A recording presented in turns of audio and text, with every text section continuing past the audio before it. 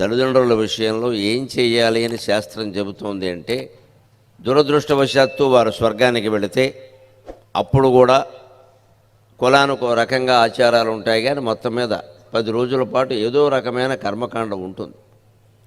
అది శాస్త్ర ప్రకారం చెయ్యాలి. 4 కూరలు 4 పచ్చళ్ళు చేస్తారు. ఎందుకింత బరువు?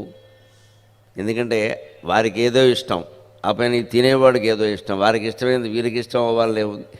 నేను నాకు నచ్చదంటే, ఒకటే కూర చేస్తే అది నాకు నచ్చదంటే, అందుకని 4 కూరలు చేసి ఏం చెబుతారంటే ప్రత్యేకంగా, బాబు వడ్డించిన వాటిల్లో మీకు ఇష్టం రుచించినవి తిని ఇష్టం లేనివి వదిలేసి మమ్మల్ని మా పితృదేవతల్ని తరింపజేయండి అంటారు. ఇది చాలా గొప్ప మాట. ఇంటికి ఏ అతిథిని పిలిచినా మనం అనవలసిన మాట ఏమిటంటే, అయ్యా వడ్డించినవన్నీ తినాలని మొహమాట పెట్టకూడదు. అలాగని అడగకుండా ఊరికే వడ్డించేసి నానా భాగవతం చేయకూడదు. కొందరికి పాపం వదిలేయడం ఇష్టం ఉండదు. అలాగని తిన్నారా చాలా ఇబ్బంది పడిపోతుంది.